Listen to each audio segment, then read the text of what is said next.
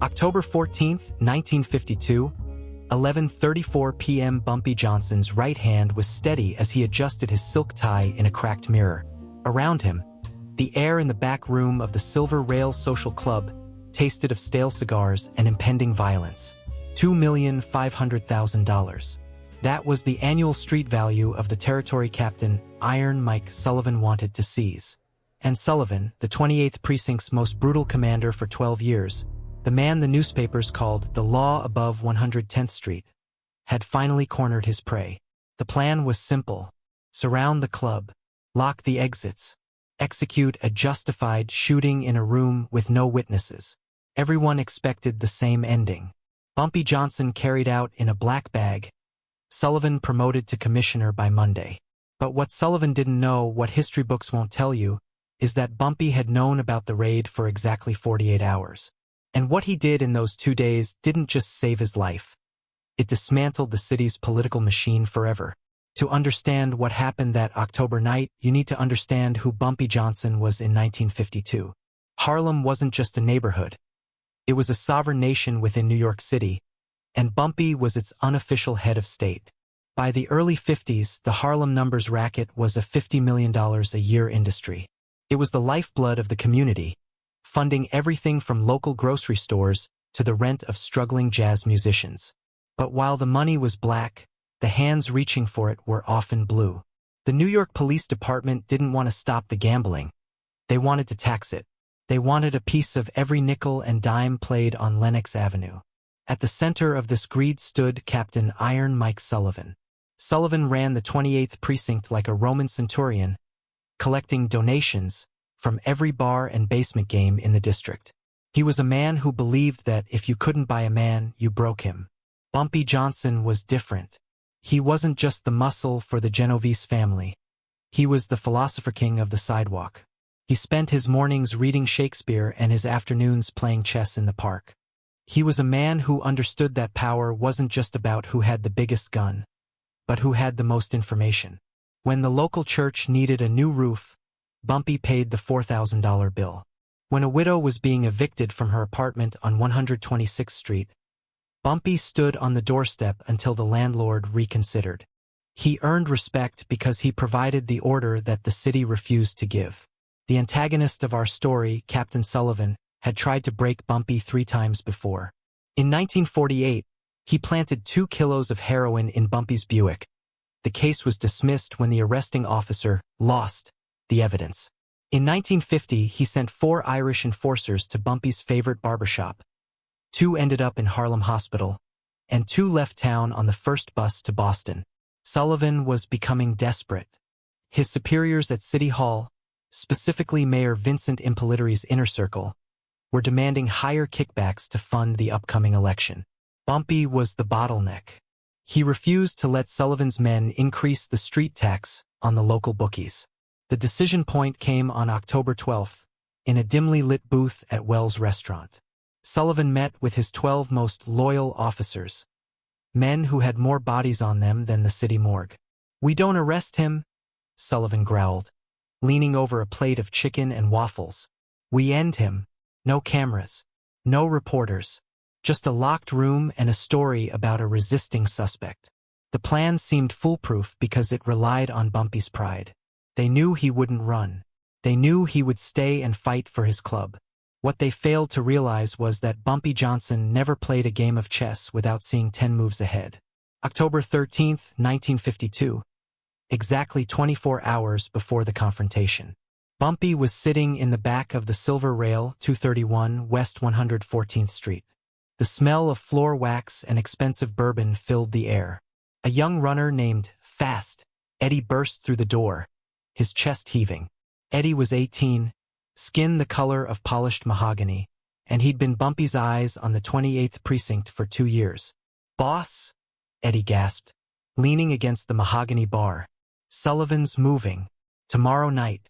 He's handpicking 12 guys. No radios. No dispatch." Bumpy's hand moved toward his gold-plated pocket watch. "You sure about the count, Eddie?" 12, sir," Eddie said, his voice trembling like a leaf in a storm. "They're calling it Operation Clean Sweep." But they ain't bringing handcuffs. Bumpy's jaw tightened, a small ripple of muscle beneath his ear. Did you see the mayor's car at the precinct today? Black Cadillac. Parked in the back for an hour, Eddie confirmed. The driver was the same guy who handles the mayor's private accounts. October 14th, 10 a.m. Bumpy wasn't cleaning his .45 or calling for backup. Instead, he was standing in a dusty basement apartment on 135th Street. With him was a man named Technical Tim, a disgraced telephone engineer who had been fired for extracurricular wiring activities. Is it done? Bumpy asked. Tim pointed to a series of copper wires spliced into the main trunk line of the building. It's a direct patch, Bumpy. One flip of a switch in the back room of the silver rail, and you're not just on a phone line. You're on the mayor's private emergency frequency. It's the one he uses for special business. What Sullivan didn't know was that Bumpy had spent $10,000 of his own money to have the silver rail's phone lines rerouted and reinforced. October 14th, 4 p.m. Bumpy's loyalists were worried. Junie Bird, Bumpy's right-hand man, paced the length of the club. We should have 50 men here, Bumpy. We can turn this block into a fortress. No, Bumpy said quietly. If we fight, we're just criminals. If we wait, we're martyrs. But if we talk, we're the government. October 14th, 9 p.m. The final pieces were in place. Bumpy sat alone in the back room. He was wearing a three-piece charcoal suit and a crisp white shirt. He looked like a CEO, not a gangster. On the desk sat a single rotary telephone and a list of 3 names. 11:30 p.m. The silver rail was unusually quiet. The jazz band had been sent home early. The only people left were Bumpy and 3 of his most trusted associates.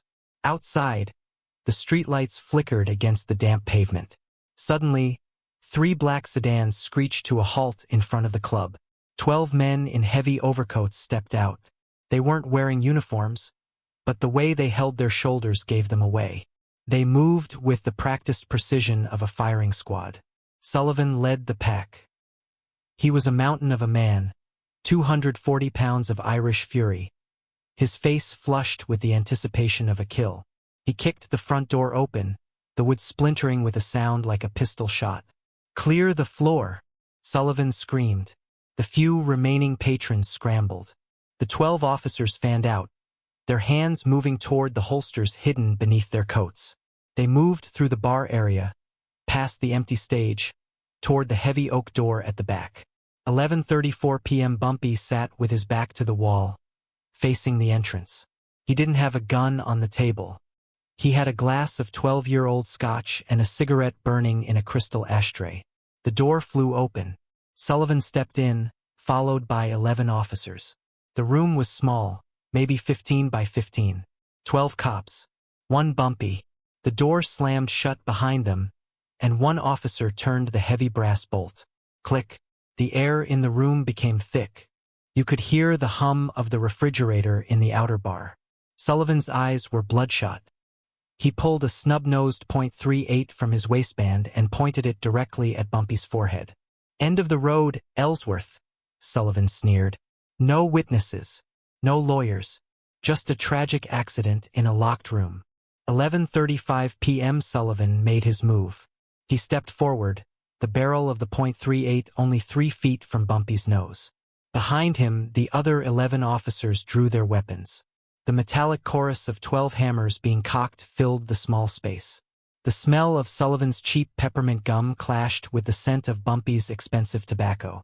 Sullivan's finger tightened on the trigger. Click. But it wasn't the sound of a gun. It was the sound of a telephone receiver being lifted. The room went silent. The background hum of the city seemed to vanish. Sullivan froze mid-stride. 12 pairs of eyes shifted from Bumpy to the black rotary phone in his left hand. Bumpy didn't flinch. He didn't duck. He sat perfectly still, the phone pressed to his ear, his eyes locked on Sullivan's. Bumpy took a slow sip of his scotch. Then he set the glass down gently and looked at Sullivan. Just looked at him. And in that look was something more terrifying than anger. It was pity. "You are about to be very famous, Mike," Bumpy said quietly. Those 7 words hit Sullivan harder than any bullet because in that moment, Sullivan understood. He saw the wire running from the phone, not into the wall, but into a small, humming recording device hidden under the desk.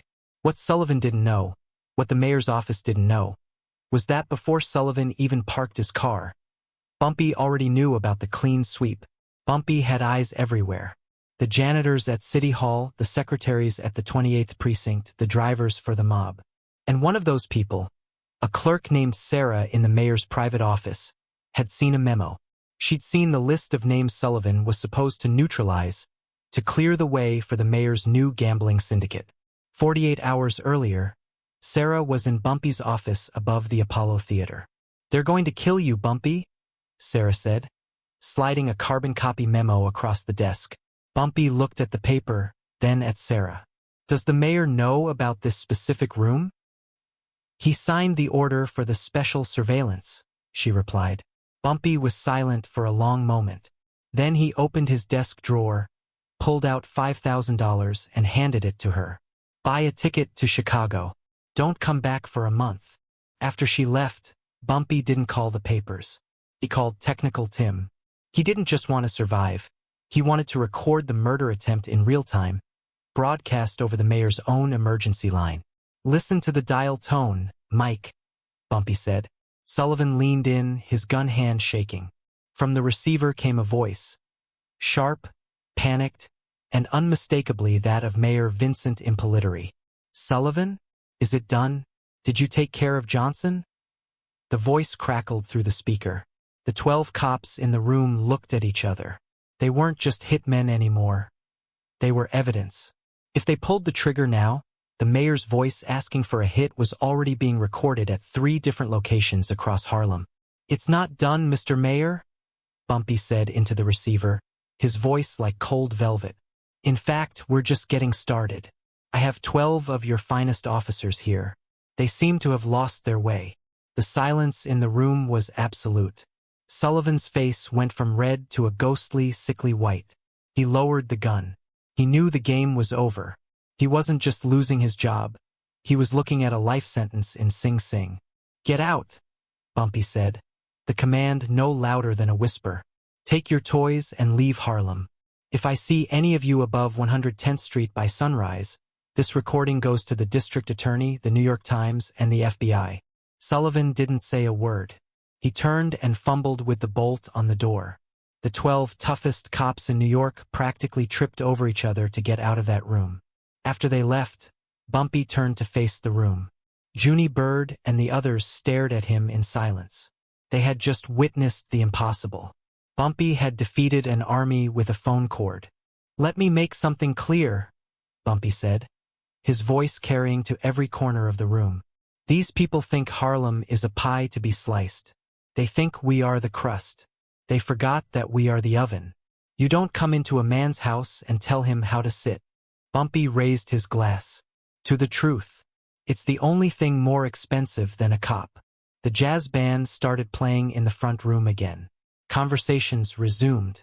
Within minutes, it was as if nothing had happened, except everything had happened. Word of that night spread through Harlem's underworld like wildfire.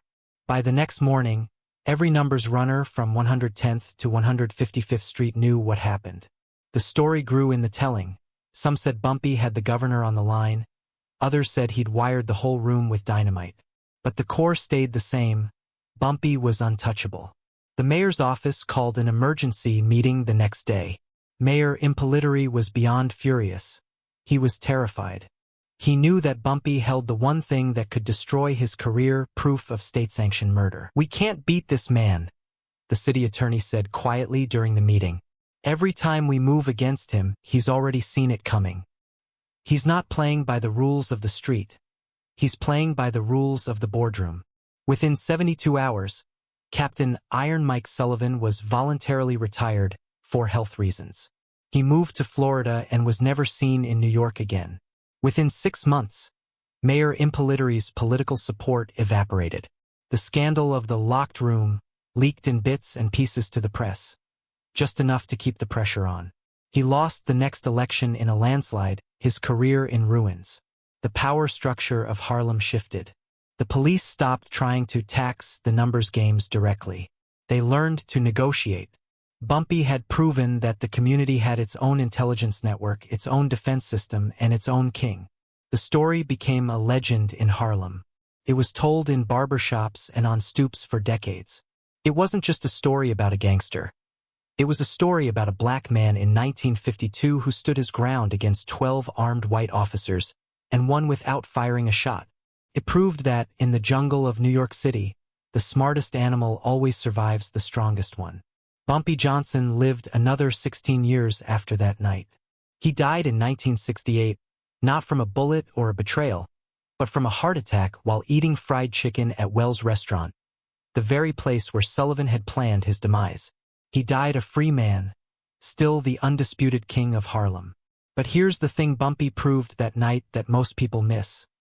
The most dangerous weapon isn't a .38 caliber snubnose. It's knowing what's coming before your enemy does. It's turning their plan into your victory. It's playing chess while they're still learning checkers. Sullivan had the badges, the guns, and the law. Bumpy had the respect, the intelligence, and the preparation. In the end, only one of those things kept a man alive. Bumpy went back to his club, finished his scotch, and kept being the godfather of Harlem. Look, if this story gave you a new perspective on the power of preparation, do me a favor, hit that like button real quick. And if you're not subscribed yet, what are you waiting for? We're dropping these deep dive historical narratives every week, and trust me, the next one is even crazier. Drop a comment and let me know.